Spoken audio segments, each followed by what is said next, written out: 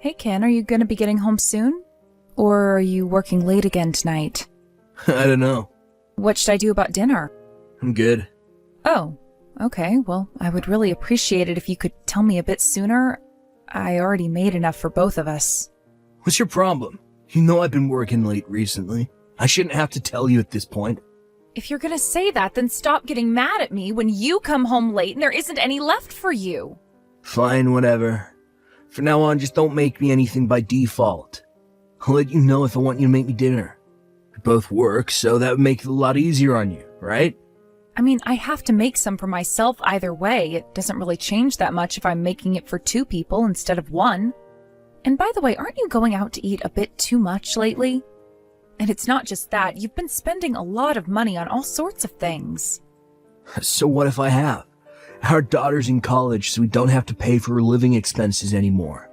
We've been spending time and money on her for 18 years.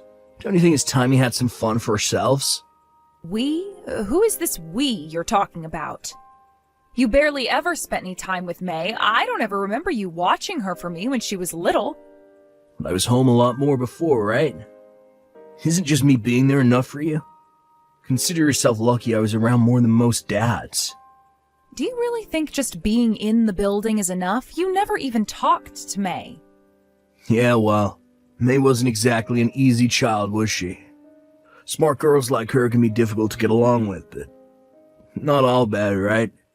She was so smart that she got enough scholarships to pay for just about everything, so we don't have to pay a cent for tuition. I had no idea she was a regular Einstein. I guess it's all thanks to my superior genetics. No, May got those scholarships because she worked incredibly hard to earn them. Maybe. But my genes helped, didn't they? Besides, my parenting resulted in her getting those massive scholarships, right?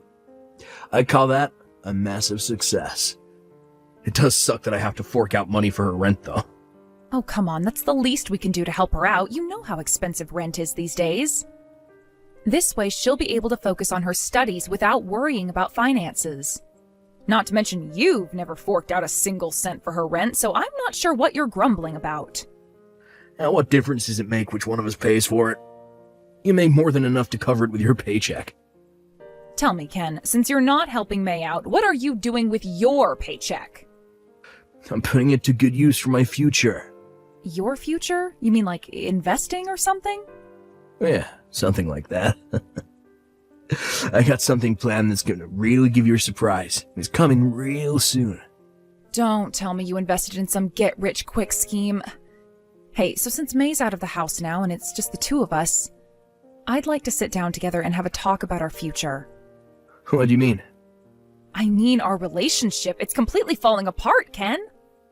What? What are you talking about? Are you really that upset that I'm out of the house so much of the time? That's not it. Our problems go way back, way further than that. Ugh, I've had enough of your nagging for one night. You never used to be this much of a brat. Whoever said women age like a fine wine, full of crap. You lot age like bananas. Excuse me? I can't believe you're talking to me that way. Anyway, we obviously need to have a talk about a lot of things, so make some time for that, okay? Yeah, whatever. Fine, I'll try and fit you into my schedule for some time in the near future. Thank you.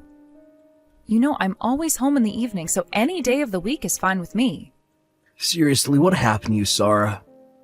Maybe you wouldn't be aging so badly if you got out the house every once in a while. I have no idea what you're talking about. I work every day. Yeah, that's all you do. Work, shopping, chores, repeat. You aren't having any fun with your life at all. Seriously, it's getting harder to be around you by the day. Ken, you've got some explaining to do. What? What did I do? I just got our credit card bill for last month, and the bill is for over $5,000. What on earth have you been spending so much money on? Yeah, I guess I did spend a little more than usual last month, but I don't see what you're getting so upset about, though. Between both of our salaries, you can afford to pay that much. You have got to be kidding me. There is no way we can afford to pay this much. All of my paycheck is going to our living expenses and May's rent. What? Weren't you saving a bunch of money? I was saving money, but not anymore thanks to your spending habits. You've been spending so much money on God knows what lately that we are practically broke. No, I'm not talking about that. I'm talking about May's account. You're putting money away for her, right? What? There's money in that account, right?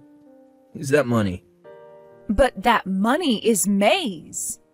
That account was where I put all the money she'd been receiving from her grandparents and other gifts over the years. And I already handed that account over to her when she turned 18. Okay, well, then tell her she has to give it back.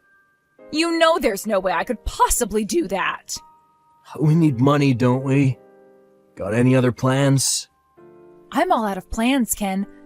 You're gonna have to take care of this one on your own. Okay, fine. I can pay it, no problem. Yeah, right. I've heard that story before. You never follow through. I'll get the next bill, okay? I promise. Now, come on, Sarah. Give me a break just this once. You can take care of this for me, right? Ken, 5,000 is way out of line. You need to explain yourself here. What did you spend it all on? I'll explain everything, but can it wait for another day? What? I'm kinda in the middle of something right now. Sorry, I don't have any more time to talk. But don't worry, I'll make time to talk with you one day next week. Oh, here you go, running away from me again. You never change. You told me you'd make some time a whole month ago, and we still haven't had our conversation. Don't worry. For real this time, we'll have that conversation next week. I promise. Okay? And what if you break your promise again? If that happens, then I'll take responsibility somehow. Responsibility, eh? Okay, fine. I mean it, Ken. You are going to make time, and you are going to explain yourself. And I have a few things that I need to tell you about myself. Hello there, Ken. Time is almost up on your promise. It's 11 p.m. That means you have just 1 hour left.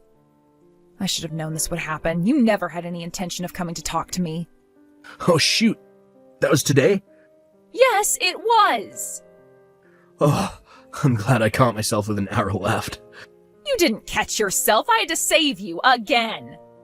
Okay, then. We can talk right now. Fine. So explain that credit card bill, Ken. Yeah. About that. I spent it all on my girlfriend. Your girlfriend? Yep. I got myself a young girlfriend. She's 15 years younger than you. She's still in her 20s. And I'm gonna get married to her, so I'm divorcing you. Wow. I guess you have no intention to hide what you did. Don't worry. I'll make sure you're taken care of. My girl is one of the top hostesses at a local girls' bar. She makes more money in one night than you make in a month, so I'll give you a decent monthly allowance. You'll get it, right? I don't need an old, dried-up hag like you anymore. If I'm a dried-up hag, that makes you a dried-up geezer. If I don't believe you, do you honestly think she's serious about you? With the way she talks about me? Oh yeah, I know she's serious. She's head over heels for me. Women are worth less and less the older they get. But a man's value just goes up and up and up. We men become more, well, refined as we age, you see. I don't think a well-refined man would be talking about women as though their only value is in their youth. That's exactly what I'd expect a bitter old hag like you to say. Oh, and if you ever want to get remarried before you croak, I recommend working on your personality a bit. Oh, that and a hefty amount of plastic surgery. I'll have my lawyer draft up a divorce agreement and send it over to you, so hurry up and sign it. Remember, I don't have any feelings left for you anymore, so don't bother begging me not to leave you. As if I would even want someone like you. Go ahead. Try and put on a tough face, but what are you gonna do without me? You got nothing without me. I have my job and my daughter. Honestly, with you out of the picture, I think my life will start going much better. You may have stolen my thunder a bit, but that conversation I wanted to have, it was about me divorcing you. You're so pathetic. You actually think I believe that? A woman in her 40s divorcing her meal ticket. Give me a break. Admit it, you're so terrified you're shaking right now. You can think whatever you want about me. I intend to take full custody of May, by the way. And I'll be suing you for your affair, too. I'll be talking to my lawyer about that and your divorce agreement when it gets here. But just make it quick, alright? I'll send it over in the next few days. Oh, and don't worry, you can take full custody of May. I don't care. You really are the lowest of the low, Ken. Hey, you should be grateful to me. I took care of you for 20 long years, didn't I? I'm a regular saint for putting up with you as long as I did. You think I should be grateful for you treating me like trash and cheating on me? Hey, don't blame me for cheating on you. That's all your own fault. What? My fault? Obviously. You completely stopped taking care of yourself. You just allowed yourself to transform from a young and beautiful girl to an old, ugly woman. You got no right to be upset at me for trading up to a newer model. This is all your fault. You want to be mad at someone? Look in the mirror. Hey, Sarah. Where are you right now? Are you joking? I'll never tell you. Oh, come on. How long are you going to act like that? Whatever. I'm over it. So you can come back home now. I cannot believe you just said that. You're thrilled, I know. What's the matter with you? I thought you said you were getting married. Yeah, well, that was a lie. I got mad and just kind of, started talking. You said you had something you wanted to talk to me about anyway, right? We can talk about anything you want once you're back home, so pack up your stuff and get back here. We're already divorced, Ken. What? You sent the divorce agreement, I signed it, and submitted it to the courthouse. Wait, I only sent that thing over a few days ago. Yep, it got here yesterday. And I signed it right away and took it down to the courthouse. You what? Why didn't you tell me you did that? You told me in no uncertain terms that you wanted me to do it as soon as possible. Yeah, well, I didn't think he would actually do it. Well, we can get remarried then. Not a chance. I wanted to divorce you too, remember? I told you that a week ago. Wait, so you were serious about that? Yes, that's what I was trying to tell you. Sorry. I'm so sorry. Look, I thought you were still in love with me. Don't be ridiculous, you narcissist. Well, you have to have at least some feeling left for me, right? Nope, none at all. That's why I was so eager to consent to the divorce. I was concerned that you would fight the divorce since you've been using me as a walking piggy bank for years now. But when you actually came out and suggested a divorce yourself, I couldn't believe my ears. I was dancing all the way to the courthouse when I submitted our divorce papers. Sorry, hey, can we talk about this as adults? I need to explain the situation I'm in right now. Okay, so, and of course, I also wanted to tell you how sincerely sorry I am. I'll pass. We're officially divorced, so there's no longer anything holding us together. We're basically strangers now. I no longer care where you go or what you do, just so long as it doesn't involve me. Oh, and of course, I will still be expecting your monthly alimony payments, however. You must have gotten the demand from my lawyer, right? I can't pay it. Your little girlfriend dumped you, didn't she? I knew that would happen. You knew? How'd you know? Wait, did you say something to her? What did you do, Sarah? I didn't do anything, you psychopath. Listening to your story told me all I needed to know to predict a breakup in your future, that's all. You don't know anything about me and her. You said she was a hostess at a girls' bar, didn't you? You paid a woman to talk to you like you're the most desirable man on the planet, and you actually believed her when she lied to you. Oh, God, I can't imagine how embarrassed she must have been while talking to you. It must have been so awkward. It's not like that. She was actually in love with me, but, well, you know what those young hostess girls are like. They're always changing their minds. One day she got in a bad mood and told me she was breaking up with me. Oh, goodness, you're saying she broke up with you out of the blue? That sounds exactly like a certain someone that I know. Hey, don't compare her to me. Look at me now. I'm here right now and talking to you honestly and openly, aren't I? Unbelievable. Just 1 week ago, you told me you were ditching me for some young floozy, and now today you're desperate to get me back into your life? How am I supposed to take you seriously when you behave like this? I'm doing this for your benefit, Sarah. I know you must miss me. Sorry, but nope. I'm happier than I've been in years right now. And I'm not about to go and ruin my newfound happiness by getting back together with the likes of you, Ken. Seriously, Sarah, let's meet up in person and talk this over. We need to have this conversation face to face. I don't want to hear that from you. How many times did I ask you to make time to have an important discussion with me, and now you're making me do that via text? Look, I'm sorry about that, I am. It's way too late for stories, Ken. Do you really not see any chance of us getting back together? I mean, we were together for 30 years, Sarah. We have a daughter together. Think about all the memories we made. You can't really be fine with just throwing all of that away. Nope, I am totally fine with throwing it all away. I have absolutely zero regrets. This is what you get for treating me and May like we mean absolutely nothing to you for all these years. Oh, and just so you know, May is also 100% on board with me divorcing you. This doesn't make any sense. If that's really how you felt, why didn't you divorce me sooner? I've been staying out until all hours of the night and making you pay for all our living expenses for years now. This isn't a recent development. There's no way you would have put up with all that for this long unless you truly, really love me. Oh, you really are clueless. You want to know why I've put up with your nonsense for so long? It's because I wanted to wait to divorce you until the moment that it would hurt you the most. You, what? At the very latest, I was planning to divorce you once May was out of the home. I've been talking about this with her for quite some time as well. She said that she didn't want to have to deal with changing her last name while she was still in high school, and that she wanted me to wait until she was going to college. I don't believe it. That's really why you waited so long? Yes, that's it. However, about 6 months ago, I found out that you were having a bit of a thing with some hostess you met at a bar, and I got to thinking that this could make things much, much more interesting for me. And then when you said you wanted to get a divorce, I knew this was my chance and I had to take it. Wait, you knew about that? What else was I supposed to think when you wouldn't come home until well after midnight every day of the week? And then there's the issue of your credit card bills. Not to mention the fact that I had been finding napkins and receipts from that bar in your pocket while doing the laundry. I also saw some thank you letters for all the gifts you'd been giving her. You went through my pockets? That's a violation of my privacy. How dare you? Excuse me? If you didn't want me to empty your pockets, you shouldn't have asked me to do your laundry. All you had to do was just throw that stuff away before you put your clothes in the hamper. Look, Sarah, I'm really sorry. I messed up. I'm an idiot. I realize that. Could you please choose whether you're going to be indignant or apologetic? It's getting hard to follow your constant mood swings.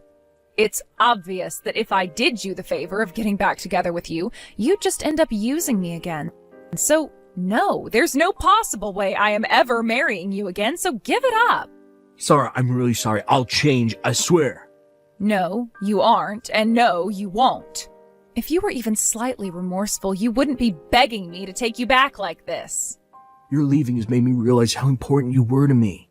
Oh, that's an excellent line. Tell me, what movie did you hear that one from?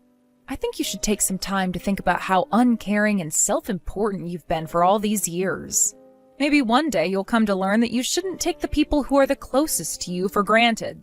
Sarah, I don't know how I can go on living like this. Yeah, me either.